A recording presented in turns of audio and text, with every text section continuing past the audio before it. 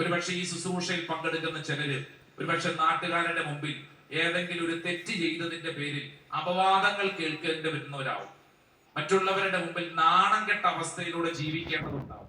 ഒരുപക്ഷെ നിന്റെ കുടുംബത്തിൽ ചില അപവാദങ്ങളും ഭാരങ്ങളും നിനക്കുണ്ടാവും. നമ്മൾ ജനിച്ച വീടിനോട് ബന്ധപ്പെട്ട് ചില ഭാരങ്ങൾ നമുക്കുണ്ടാവും. നാട്ടുകാരുടെ മുമ്പിൽ എപ്പോഴും കളിയാക്കലിന് മാത്രം വിധേയമായ ഒരു കുടുംബമായിരിക്കും. ഒരുപക്ഷെ നമ്മുടെ കുടുംബത്തിൽ ഏതെങ്കിലും വ്യക്തികൾ മൂലം നമ്മുടെ കുടുംബത്തിൽ ഒരു ഭാരമുണ്ടാവും. ഒരുപക്ഷെ ഞാൻ ഈ കുടുംബത്തിൽ ജനിച്ചല്ലോ, ഞാനും നന്നാവില്ല എന്ന് നിന്റെ ഉള്ളിൽ ചിന്തയുണ്ടാവും.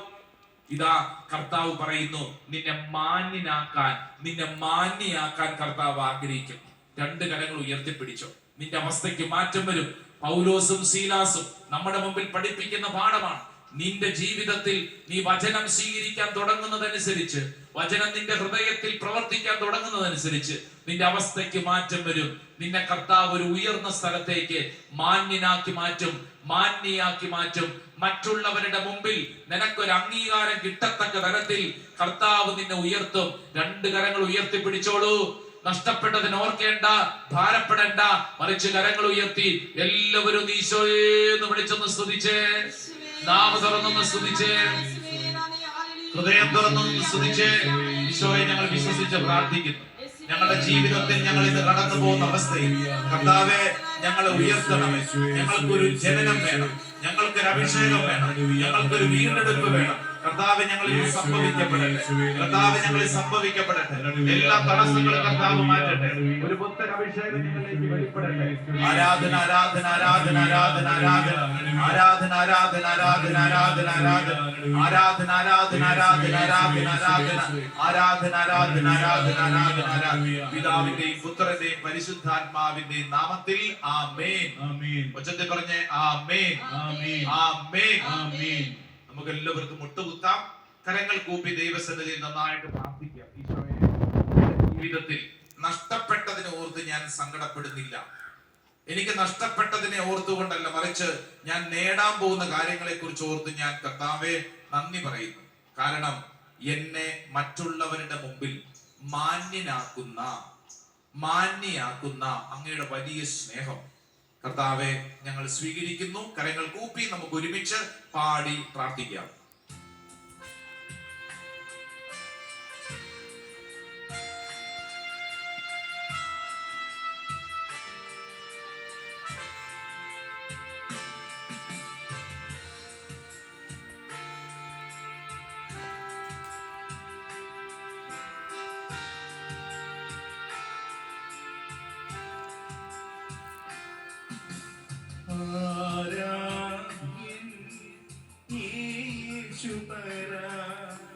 വണങ്ങുന്നു ഞാൻ തേജസ്സേറും നിൻ മുഖമിൻ ഹൃദയത്തിനാനന്ദമേ.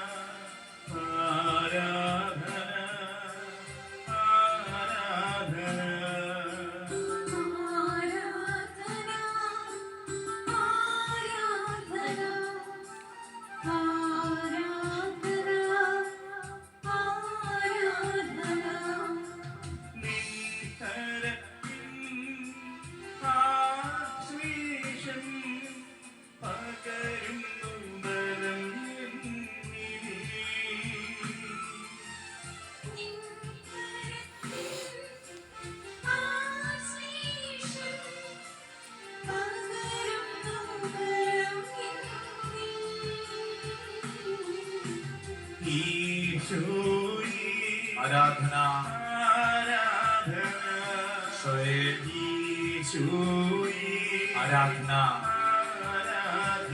കരങ്ങൾ ഉയർത്തി ആരാധന.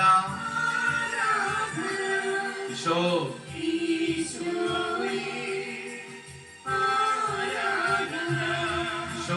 ഈശോയേ ആരാധന ഈശോയേ ആരാധന പഠിക്കേ. ഈശോ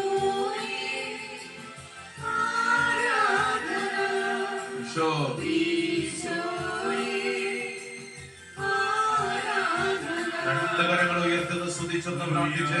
ഹല്ലേലൂയ ഹല്ലേലൂയ ഹല്ലേലൂയ ഹല്ലേലൂയ. യേശുവേ ആരാധന ആരാധന ആരാധന ആരാധന ആരാധന. ഓ കർത്താവേ, സ്തുതിക്കുന്നു സ്തുതിക്കുന്നു സ്തുതിക്കുന്നു സ്തുതിക്കുന്നു. ദൈവമേ, അങ്ങയുടെ ശക്തി ഞങ്ങൾ വെളിപ്പെടട്ടെ. കൃപ കൊണ്ട് നിറയട്ടെ. യേശുവേ ഹല്ലേലൂയ ഹല്ലേലൂയ. യേശുവേ യേശുവേ യേശുവേ ആരാധന യേശുവേ സ്തുതി ആരാധന ആരാധന ആരാധന ആരാധന. കരങ്ങൾ കൂപ്പി ശിരസ് നമിച്ച് നമുക്ക് പ്രാർത്ഥിക്കാം. പരിശുദ്ധ പരമ ദിവ്യകാരുണ്യ ഈശോയ്ക്ക് നേരവും ആരാധനയും സ്തുതിയും പുകഴ്ചയും ഉണ്ടായിരിക്കട്ടെ. ഇക്കാലം അത്രയും എന്നെ സ്നേഹിച്ചു വളർത്തി നടത്തിയ പരിശുദ്ധ പരമ ദിവ്യകാരുണ്യ ഈശോയ്ക്ക് നേരവും ആരാധനയും സ്തുതിയും പുകഴ്ചയും ഉണ്ടായിരിക്കട്ടെ. എന്റെ ജീവിതത്തിൽ മുന്നോട്ട് നയിക്കാൻ ബലം നൽകുന്ന പരിശുദ്ധ പരമ ദിവ്യകാരുണ്യ ഈശോയ്ക്ക് നേരവും ആരാധനയും സ്തുതിയും പുകഴ്ചയും ഉണ്ടായിരിക്കട്ടെ. നമുക്കെല്ലാവർക്കും ദൈവസന്നിധിയിൽ എഴുന്നേറ്റ് നിൽക്കാം.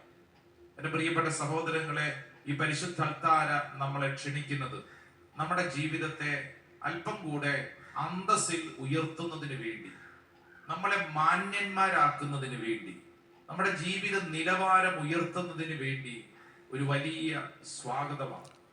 രണ്ട് കരങ്ങളും നെഞ്ചോട് ചേർത്ത് കണ്ണടച്ച് പ്രാർത്ഥിക്കുക. എന്താണ് ഇന്നത്തെ എന്റെ ജീവിത അവസ്ഥ? ഈ അവസ്ഥയിൽ നീ സന്തോഷവാനാണോ സന്തോഷവതിയാണോ? ഒരുപക്ഷെ നമ്മുടെ ഉള്ളിൽ ചില ചില ഭാരങ്ങൾ നമ്മളെ വേട്ടയാടുന്നുണ്ടാവും.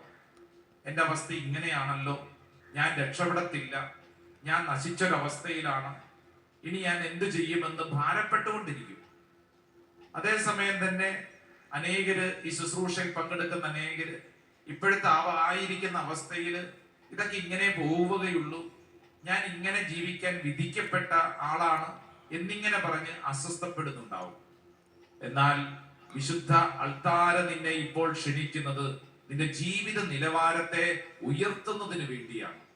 നിന്നെ മാന്യനാക്കാൻ കർത്താവ് ആഗ്രഹിക്കുന്നു. നിന്നെ മാന്യയാക്കാൻ കർത്താവ് ആഗ്രഹിക്കുന്നു. ഇതാ ഈശോ നിന്നെ ക്ഷണിക്കുകയാണ്.